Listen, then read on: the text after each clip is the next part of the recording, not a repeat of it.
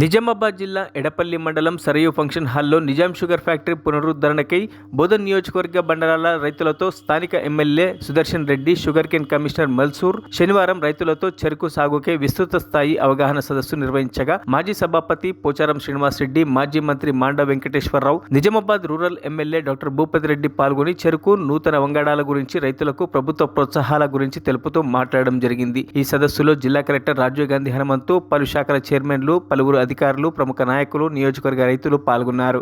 Sugar factory వస్తుంది, రైతు లాభసాటిగా పంట పండించగలుగుతారు. రైతు చెరుకును చూసి పారిపోయే పరిస్థితి ఎందుకు వచ్చింది? అది ఈరోజు అధిగమించి చెరుకు రైతు పండించడానికి ఇష్టపడే విధంగా రైతు ముందుకు రావాలి, ఫ్యాక్టరీ ముందుకు రావాలి. నేను అగ్రికల్చర్ మినిస్టర్ ఉన్నప్పుడు 4 బస్సులు తీసుకొని మహారాష్ట్ర వెళ్ళాను. చాలా మంది రైతులు వచ్చారు.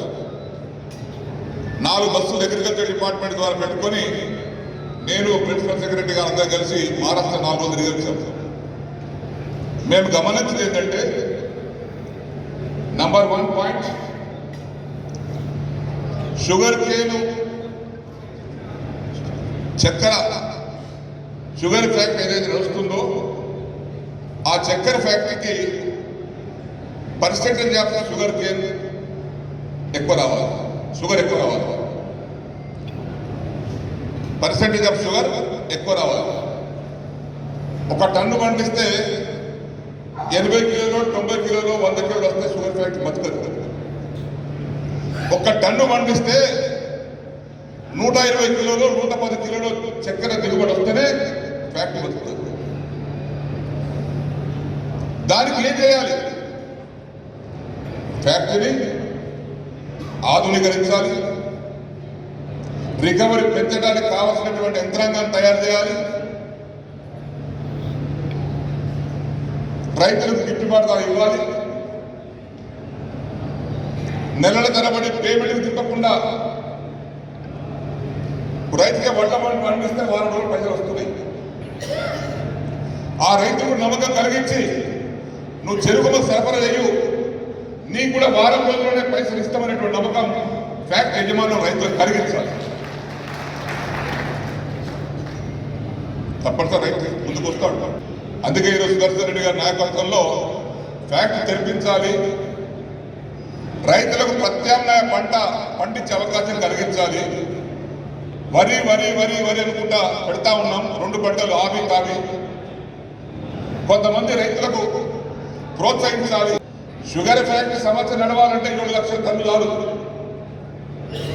7 లక్షల టన్నులకు 10, 12, 13 వేల ఎకరాలు షుగర్ కేన్ చాలు. మరి రైతు ఏం చేయాలి? 20 టన్నులు పండిస్తా, 30 టన్నులు పండిస్తా, అంతకంటే ఎక్కడ కాదు అంటే. అదే సందర్భంగా ఇంత పట్టుదలగా ఈ 150 కోట్లు 60 కోట్లు కట్టి ఇనిషియేటివ్ తీసుకున్నందుకు ఒక అంకం మాత్రమే పూర్తయింది.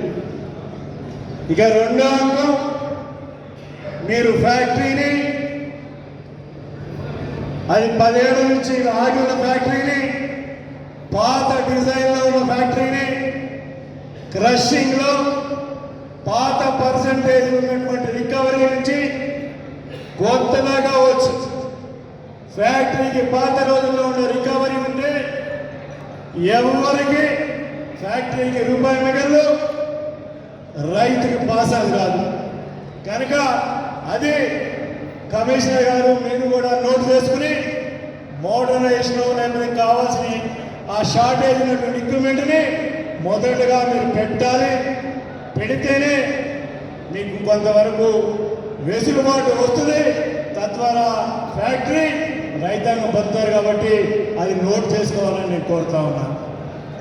అలాగే ఇంకా ఫ్యాక్టరీలో ఎథనాల్ లాంటి సుదర్శన్ రెడ్డి గారికి ఎథనాల్ గురించి కానీ ఫ్యాక్టరీ గురించి బాగా తెలుసు.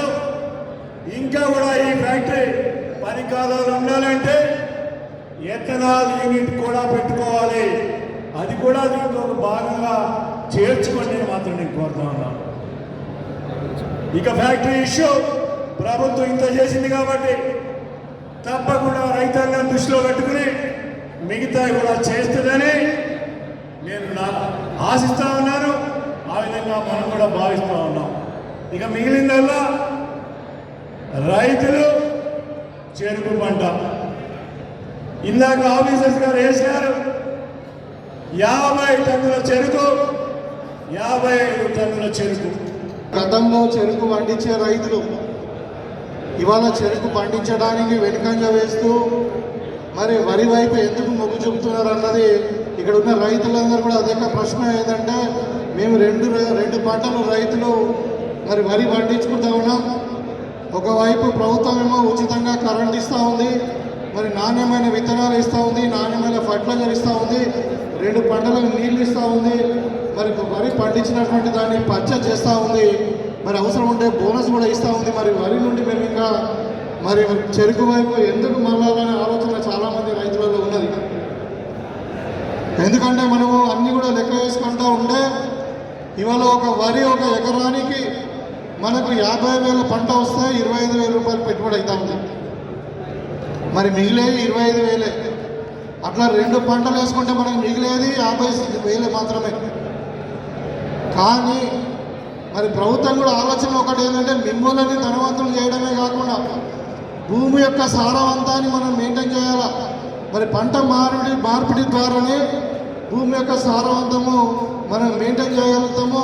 అదేవిధంగా వాటర్ ఉపయోగం కూడా తక్కువ ఉంటుంది, మరి రైతు కూడా ఎక్కువ లాభం ఉంటుందనే ఆలోచనతో మరి పంట మార్పిడిని వైపు రైతుల్ని మళ్లించాలనే ఉద్దేశంతో మరి ఈరోజు ప్రభుత్వము చెరుకు పంట వైపు రైతులను మళ్లించాలనే ప్రయత్నంలో ఉంది.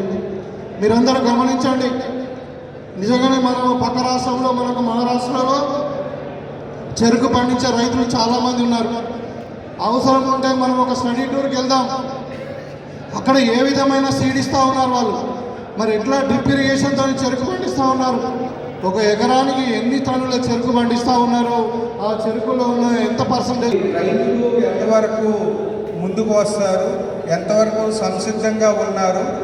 ఎందుకంటే మనకి ప్రీవియస్గా ఏదైతే షుగర్ కల్టివేటెడ్ ఏరియా ఉందో ఆ 85 విలేజెస్లో కూడా ఇప్పుడు మోస్ట్లీ మనకి ప్యాడీ కల్టివేషన్ జరుగుతూ ఉంది. సో అందు గురించే మీకు సైంటిస్టులు కూడా ప్యాడీకి షుగర్ కేన్కి కంపారిజన్ చెప్పుకుంటూ ఈ ఇంటర్ క్రాప్ ఈ క్రాప్స్ చేంజ్ చేయడం వల్ల ఎటువంటి అడ్వాంటేజెస్ ఉంటాయనేది కూడా చెప్పడం జరిగింది. సో ఇప్పుడు కమిషనర్ గారు చెప్పినట్లుగా మనకి ఫ్యాక్టరీ రన్ అవ్వాలంటే మినిమం 15,000 ఎకరాల్లో షుగర్ కేన్ అనేది కల్టివేట్ చేయాల్సి ఉంటుంది. సో 85 విలేజెస్ కూడా ప్రిలిమినరీగా అగ్రికల్చర్ ఆఫీసర్స్, ఇండస్ట్రీస్ డిపార్ట్మెంట్స్ వాళ్ళు కూడా విలేజ్ వైజ్ ఎంతవరకు మనము షుగర్ కేన్ అనేది పండించాలి అనేది కూడా అప్రాక్సిమేట్గా నెంబర్స్ అనేది అరైవ్ అవ్వడం జరిగింది. బట్ మనకేమంటే ఫార్మర్స్ నుంచి ఆ విల్లింగ్నెస్ ఆ విలేజ్ వైజ్ కూడా తీసుకోవడం జరుగుతుంది.